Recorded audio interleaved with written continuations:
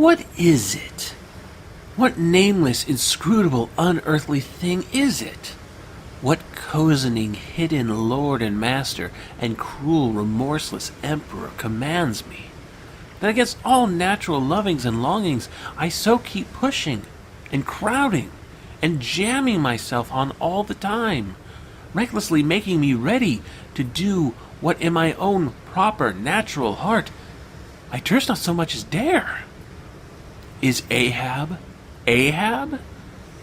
Is it I, God, or who lifts this arm? But if the great sun move not by himself, but is an errand boy in heaven, nor one single star can revolve but by some invisible power, how then can this one small heartbeat, this one small brain think thoughts, unless God does that beating, does that thinking, does that living, and not I? By heaven, man, we are turned round and round in this world like yonder windlass, and fate is the handspike. And all the time, lo, that smiling sky, and this unsounded sea.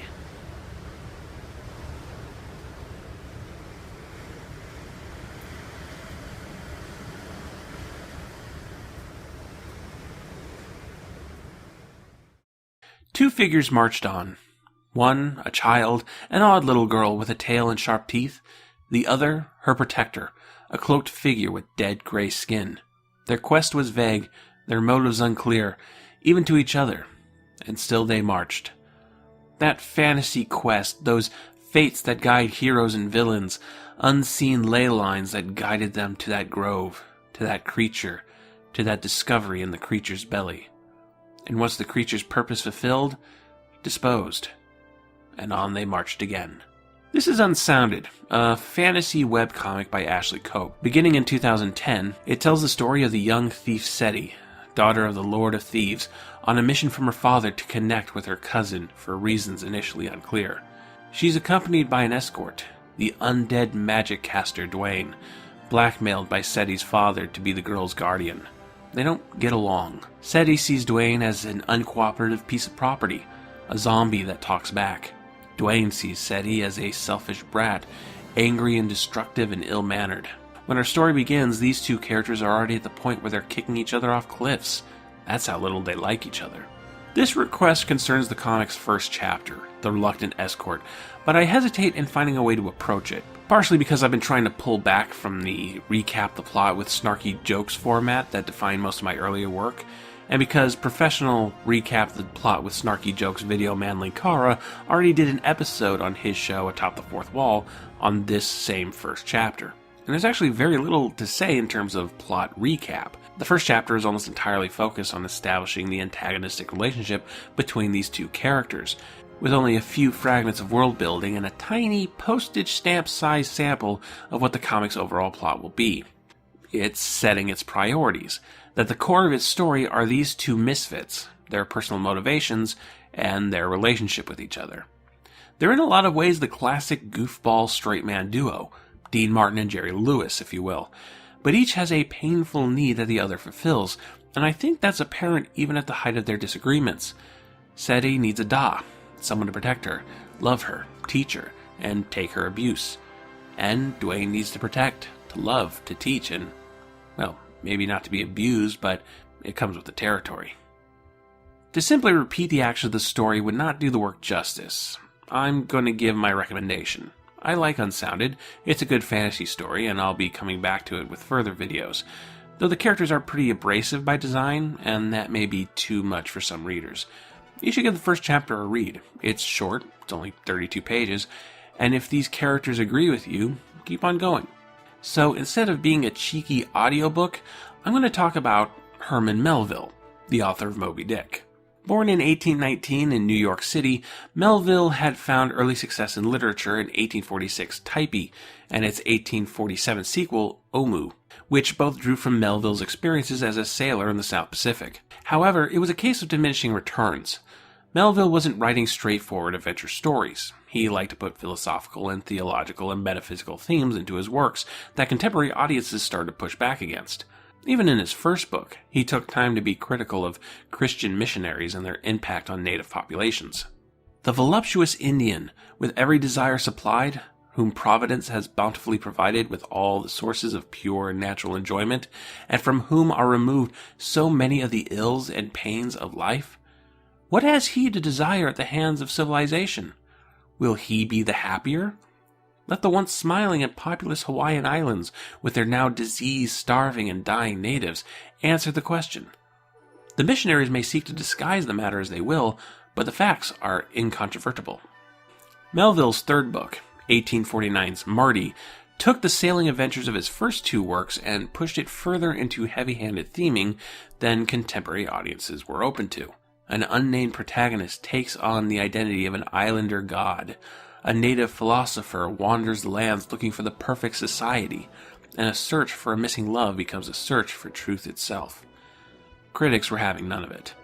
We have seldom found our reading facility so near exhaustion, or our good nature as critics so severely exercised, as in an attempt to get through this new work by the author of the fascinating Taipi and Omu. Melville never regained his momentum. His next two books, Redburn and Whitejacket, did better, but he didn't have a lot of passion for them. They were just works to get paid for. Then came Moby Dick in 1851. Now considered one of the great American novels, the tale of Captain Ahab's fated encounter with the white whale was more of a thematic passion for Melville, more in line with Marty, and in kind, the book was originally a commercial failure and a critical mixed bag. It wasn't until nearly 30 years after Melville's death in 1891 that the work began to be reevaluated and deemed the classic it's now seen as. Herman Melville is the one consistent inspiration Ashley Cope has cited in the various interviews and Tumblr posts I've managed to dig up. To pick up direct allusions her webcomic makes with the man's work would be a fool's game. I've only read Moby Dick myself and have cliff noted the rest of his works, and if she ever sees this, she'll no doubt school me in any one-to-one connections I try to point out. The only thing I can say for certain is that the title, Unsounded, comes directly from the Captain Ahab monologue read at the beginning of this video, where Ahab wonders what forces move him forward, be it God or fate or free will, and why does this natural world around him, this unsounded sea, seem not to care. And in this first chapter, our two main characters are met with an unyielding wilderness, but instead of an unsounded sea, it's an unsounded forest, uncaring of the motions of these small people, be they moved by deity or their own machinations. There are a few other parallels of note. Melville's works mostly involve great journeys, check. Melville often has characters that are stand-ins for his philosophical ideas. That doesn't really factor into this first chapter, but it definitely will with Unsounded as a whole. Imperialism and slave trade are challenged in both Melville's works and in this webcomic, but I think Melville's life story is just as important as his work in this case. Herman Melville is the patron saint of the struggling artist, splitting his work between his passion projects, which weren't successful, and the commercial work that made money but he didn't have the same love for him. It's a challenge that I think most of us in artistic fields face, balancing the work we love and what the audience wants, and dealing with the fact that no matter how hard we try, no matter how much art we make, we'll still probably fail. Webcomics are both a bleeding-edge technology and a pulp medium with zero barrier of entry, meaning that the market is flooded with an artistic medium that we're still trying to figure out. Sure, we can take lessons from print comics, but sequential art on the internet can do so much more than the printed page can. You can have the images bleed out of the comic panels, for example. I frankly have very little interest in print. I much prefer the immediacy and control of digital publishing, and was also intrigued right from the beginning by the idea of breaking out of the template that webcomics had inexplicably restricted themselves to. It's a pet peeve of mine that so many internet comic creators are so loath to thinking outside of the rectangle when it comes to their work. Melville was also interested in pressing against the boundaries of his medium of choice. He probably would have had more luck finding success in a post-internet age when audiences are becoming increasingly more segmented. But the anxieties of Melville remains for any artist.